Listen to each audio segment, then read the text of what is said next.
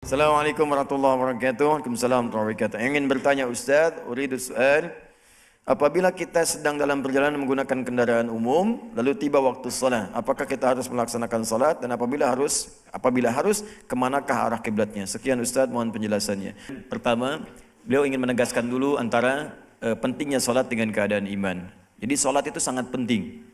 Saya ulang, salat itu sangat penting. Bahkan dari beberapa keterangan Al-Quran, termasuk hadis Nabi SAW, salat seringkali disebut dengan iman. Misalnya Allah menyampaikan di surah Al-Baqarah, di ayat ke-143, wa ma kana Allahu liyudhi'a imanakum. Dan yang dimaksud iman di sini salat, ya. Jadi salat disebut dengan iman. Maka kata Umar bin Khattab radhiyallahu taala anhu, ya, maka orang-orang yang meninggalkan salat itu seakan enggak punya nilai dalam Islam. Tidak ada nilainya dalam Islam. Jadi mengaku muslim tapi enggak salat, itu enggak diberi nilai.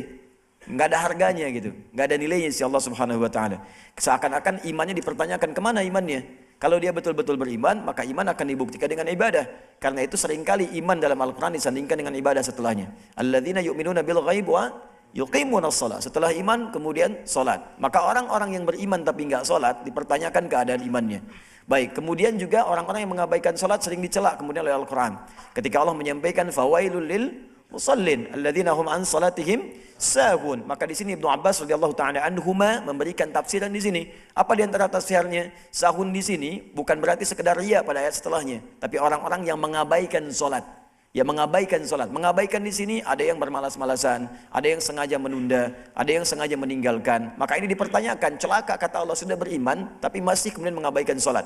Ya, ini bagian-bagian yang sangat penting, bagian yang pertama. Maka berbahagialah ketika ada teman-teman, terutama yang bertanya seperti ini. Ini menunjukkan kadar keimanan masih melekat dalam jiwanya. Masya Allah, belum tiba waktu sholat, sudah bertanya.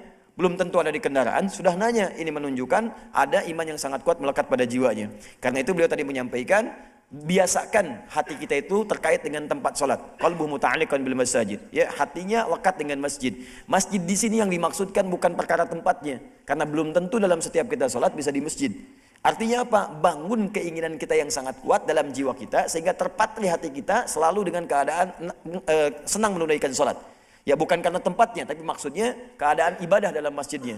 Maka jangan lupakan walaupun sedang berada di luar masjid, entah itu dalam suasana di kantor, di rumah, keadaan yang sangat terdesak, tidak terdesak, maka orang beriman itu walaupun tidak sedang di masjid, maka tetap hatinya lekat dengan ibadah-ibadah khususnya sholat. Maka dalam konteks pertanyaan tadi, beliau urutkan dulu ada skala prioritas. Kalau memungkinkan berjamaah, tidak sedang di kendaraan, maka yang pertama berjamaah.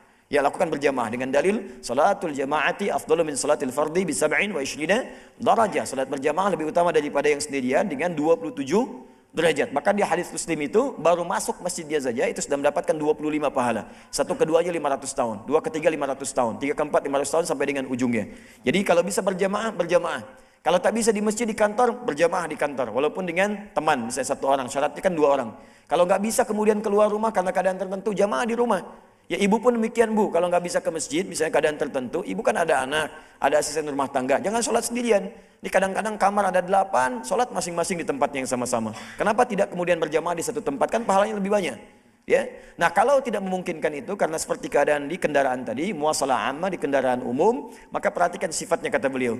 Jika memungkinkan mengetahui arah kiblat, maka kemudian Anda pastikan dulu arah kiblatnya, menghadap dalam takbir ke arah kiblatnya, selanjutnya diteruskan sesuai dengan arah kendaraannya. Jika ini memungkinkan dilakukan, seperti naik pesawat misalnya kan, ingin ke Mesir atau menunaikan umrah atau haji, kan di layar itu Isya di monitor kan suka ada petunjuk-petunjuknya. Ini arah kiblatnya kesekian ya. Jika ada memungkinkan Anda bisa menghadap, Anda menghadap dulu seperti sunnah Nabi sallallahu alaihi wasallam. Beliau menghadap ke arah kiblatnya dulu, kemudian meneruskan salatnya sesuai dengan arah kendaraannya.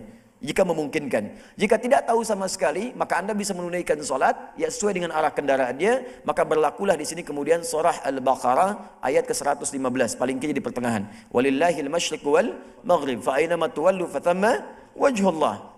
Unzur ila diqqati ayatil Qur'anil Karim. Fathamma wajhullah.